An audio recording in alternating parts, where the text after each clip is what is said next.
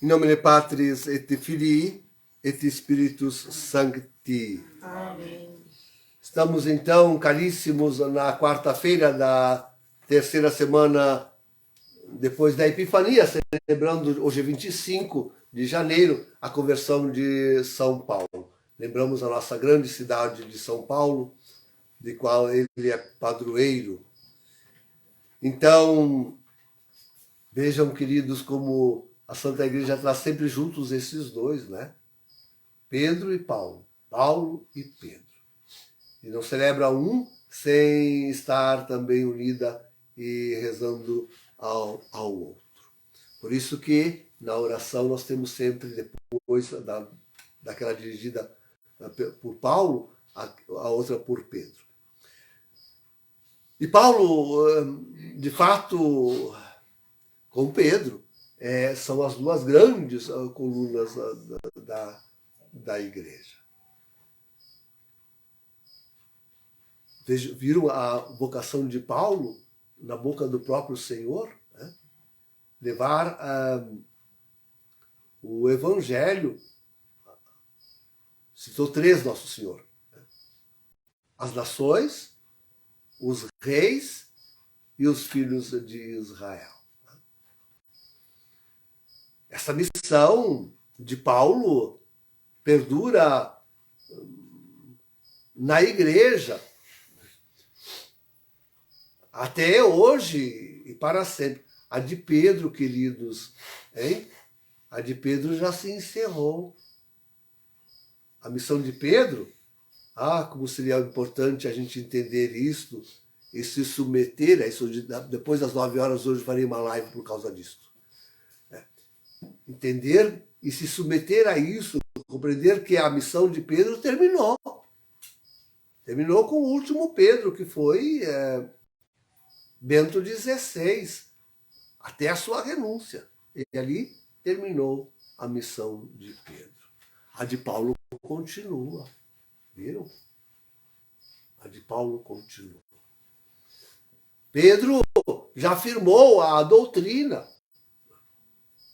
Não há nada mais a acrescentar, nem a diminuir, nem a modificar. É o magistério da igreja até a renúncia de Bento XVI e acabou. Não temos mais Pedro. Não teremos mais. Não teremos mais Pedro até o retorno do Senhor. Ponto e basta. O resto tudo é ilusão, é cabecinha perturbada, viu? Mas a missão de Paulo continua. E nós, todos nós, precisamos continuar a missão de Paulo. Porque hoje não há jeito de pregar, senão todo mundo assumindo. Digo, toda a igreja remanescente assumindo com valentia, com a valentia de Paulo. Arrostando os sofrimentos, as contradições, todas as dificuldades. Veja, imagine a vida de São Paulo, meu Deus do céu. Arrostando tudo que... E nós enfrentaremos tanto, estamos enfrentando. E seguiremos enfrentando os piores tormentos. Diz a Sagrada Escritura que os tormentos que nós estamos enfrentando e aqueles que virão sobre nós são os maiores jamais vividos pela humanidade. Então, enfrentando tudo isto, mas sem deixar a missão que recebemos, como de Paulo, de fazer com que o anúncio do Evangelho perdure até ao retorno do Senhor. Até ao retorno do Senhor. Olha, queridos, que missão tremenda. Imagina pregar às nações, aos povos, a todos os homens. Hoje, tão preocupados, tão ocupados com...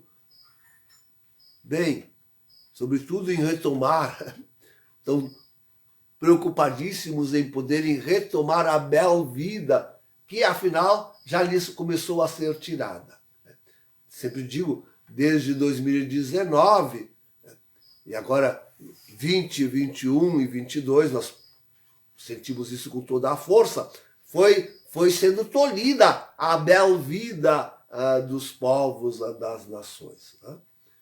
E se nós quisermos, podemos contar antes com as primaveras promovidas em toda a parte. Né?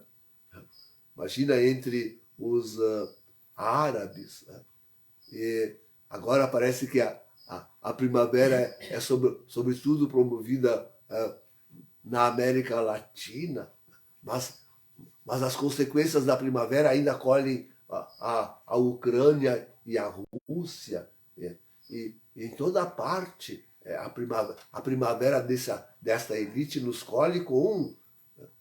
Sim, queridos, as nações estão lutando para voltar a bela vida, isso é a normalidade, e esta lhes foi tirada e não lhes será retomada de novo. De jeito nenhum deixarão. Os planos são terríveis e cada vez maiores, cada vez piores. A situação vai de mal a pior. Vai de mal a pior. Então, é dentro dessa situação que nós temos que mostrar aos homens, às nações, aos povos todos, que se quiserem um bom evangelho, isso é uma boa notícia, um evangelho, uma boa notícia, aonde buscá-la em Deus. E não há outra, no céu, na voz que vem do alto, que vem do céu, não há outro evangelho a ouvir. Dos homens não ouvirão o evangelho. Os homens não lhes dirão: eis, podeis tornar a vossa vida maravilhosa que antes tinhais e cultiváveis. Não. Temos um jovenzinho aqui conosco.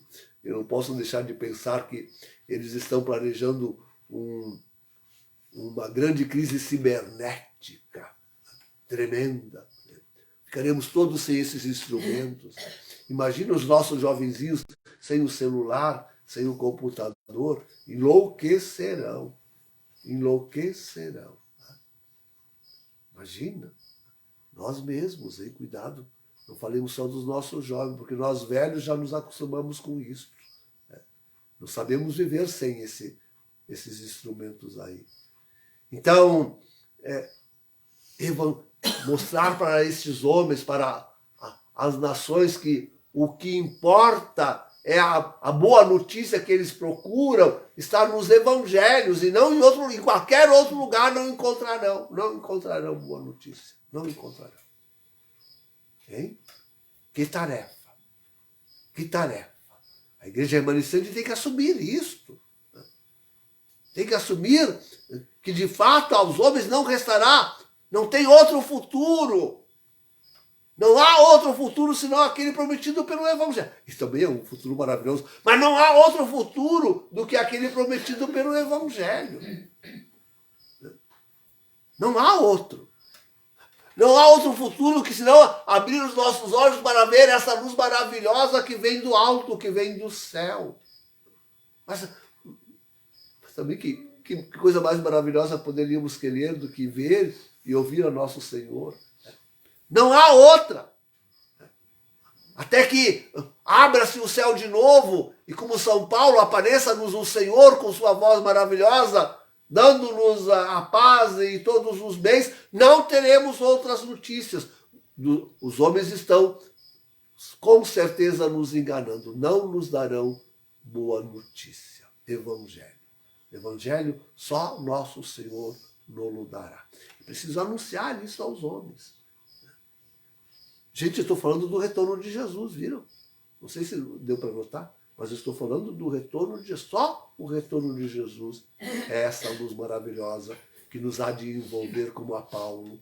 E essa voz que nos há de trazer, que há de vencer todo o mal, todo o pecado, o demônio, e nos trazer a paz. Só. Os inimigos de Deus. Quando essa voz chegar aos ouvidos deles também. Ai. Então, sim, Paulo recebe esta missão de levar aos povos, aos gentios, o Evangelho. Mas também aos reis, diz ali, na boca do Senhor, diz que ele deveria levar o Evangelho aos reis. E essa é a tarefa da igreja remanescente. Oh, agora sim a coisa fica difícil. Agora fica horrível. Fica horrível. Porque se aos homens é tão difícil pregar o evangelho, os donos do mundo, os príncipes, os grandes deste povo, quem dentre eles acolherá e receberá, acolherá a nossa voz, tão débil, tão fraca, a luz da nossa vida, tão pouco forte no testemunho?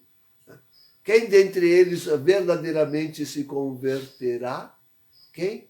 Quem conseguirá se converter? Eu não posso, tenho vontade de dizer.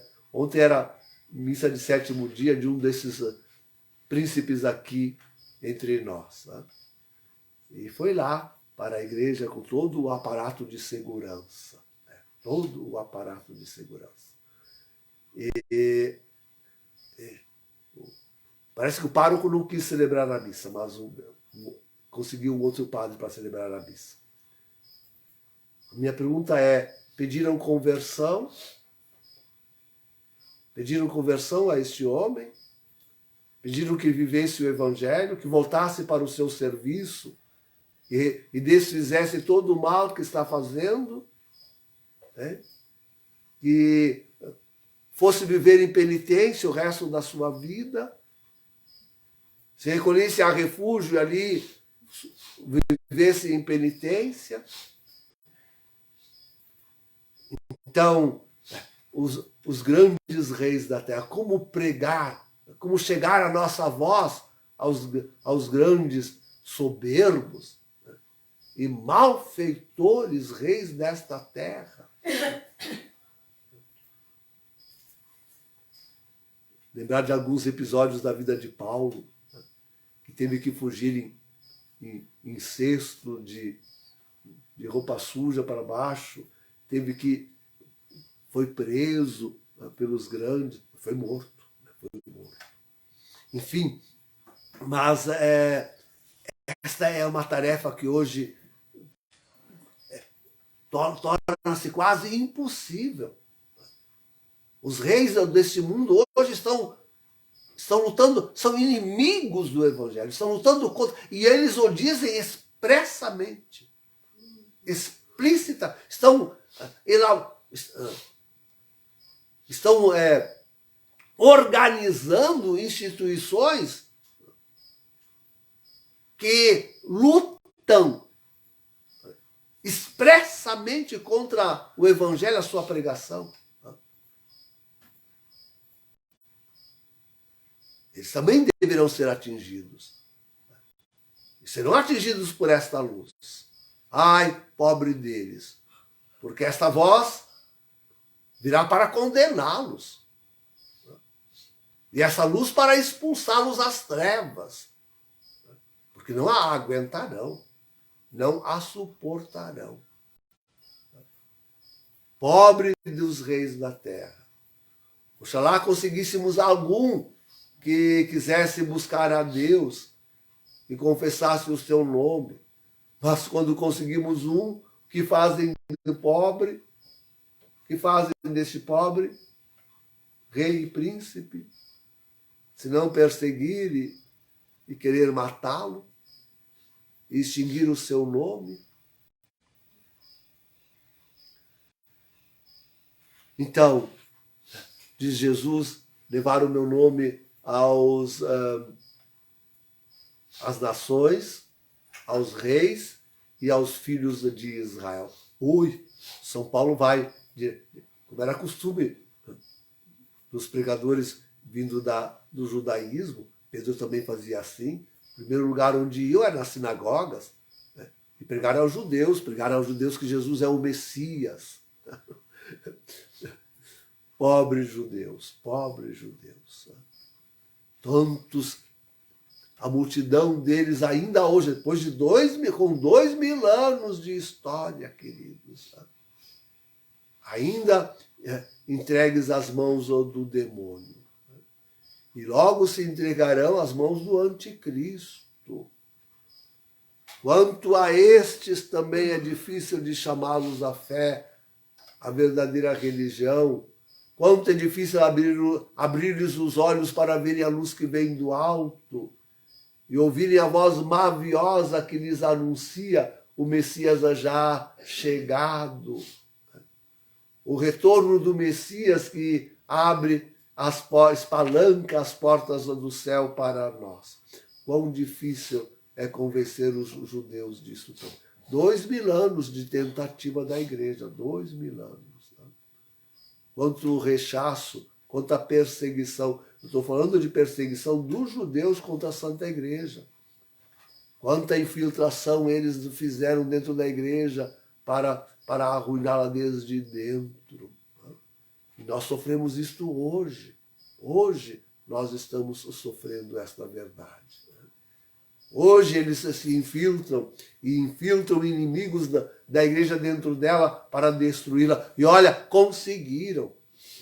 Quase de dizer, conseguiram.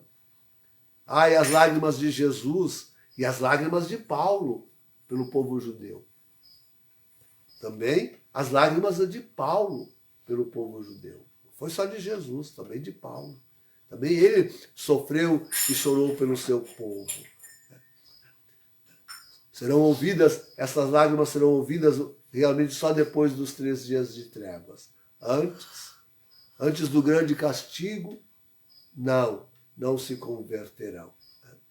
A dizer a verdade, judeus, reis e gentios estão precisando todos eles do grande castigo para poderem voltar a querer ouvir a voz libertadora que vem do alto.